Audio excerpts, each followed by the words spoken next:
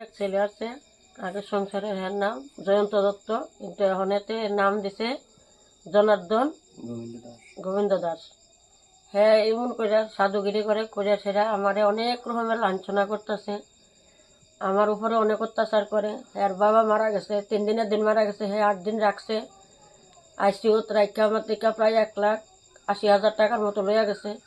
এরপরে একটা ফার্মেসি 65,000 টাকা লইয়া গেছে। এই সব টাকা আমি ইন্টারেস্ট আনছি, আইনা দেওয়ার পরে হ্যাঁ কইছে সব টাকা দিব গিয়ে 1 টাকা আমার দিছে না দেওয়ার পরে শ্রাদ্ধর পরে তখন কইছে যে শ্রাদ্ধটা করো, আমি আসি। শ্রাদ্ধর আগের দিন হ্যাঁ ফোন করছে, কইরা 1,000 টাকা দিব। তখন আমি বাধ্য হয়ে যাই বাড়িটা বেড়িয়ে দিছি। কিছুদিন আগে আমার কাছে খয়ার পর আমার নামে জায়গা আছে, বা এমনকি তার বাবা সহকারে জানে জায়গা গিয়ে আমি রাখছি। এ জায়গা কি কইরা বা কেমনিতে বেচা কিনি করতেছে আমি কিচ্ছু কইতাম পারি না। অনেক সময় দেখা যাতে হ্যাঁ সাধুগিরি করে সাধু নামে কলঙ্ক, ভণ্ড সাধুমি করে, আমার কোনো খোঁজখবর লয় না। আর মাঝে মাঝে আমার হুমকি দে, আমি এই করি সেই করি, অনেক ধরনের গালিগালাজ করে। কিন্তু অক্ষণ আমার এমন পরিস্থিতি দাঁড়াইছে, আমি হেয়ারে লইয়া বাঁচতেই আমার কষ্ট হইতেছে। আর বিশেষ করে হ্যাঁ ত্রিপুরা রাজ্যে এমন কোনো জায়গা নাই যে বাটপারি ধান্দালি করতেছে না। তার কারণে তার বাবা সুইসাইড করছে, এটা সবাই জানে, কিন্তু আমি কেউর সামনে করতাম পারি না দাঁড়াইয়া।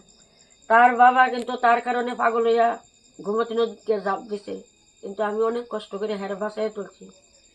লাস্ট সময় 2 লক্ষ টাকা আমার থেকে নিয়ে হের কাছে দিছে, কইছে এ টাকাটা হের কাছে থাকলে কষ্ট করতো না, এটা আমি পাবো। এ টাকাটাও আমার দিছে না।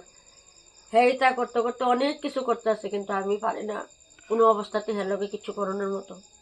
লাস্ট পর্যন্ত আমার এই নাবালক সন্তান থাকতে কোনোরকম আমি ডাইল ভাত খাইয়া যাইতেছি। কিন্তু হয় কি, ওখানে 3-4 লাখ টাকার ইন্টারেস্ট চালাইব না, আমরারে খাওয়াইব না, কি করব।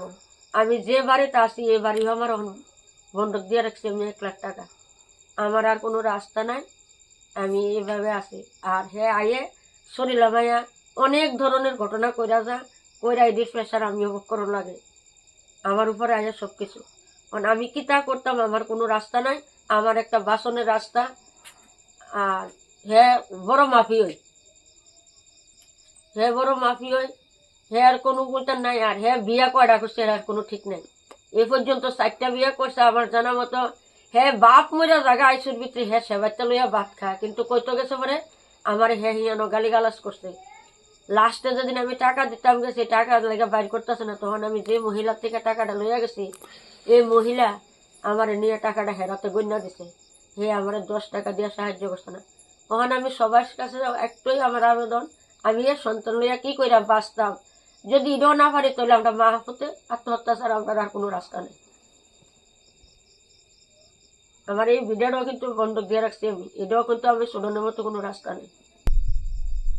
হ্যাঁ কয়দিন পরে আয়া আমারে কয়টা মন্দিরের নামে দিয়া লাইতাম, আমি বারিন্দার সামনে এক হাত বাদ দিয়া বেড়া দিতাম, দিয়া হেরে দিয়া লাইতাম। আর হ্যাঁ জায়গা কিনে কয়দিন পরে জায়গা কিনে বেচে এই করে চলতেছে।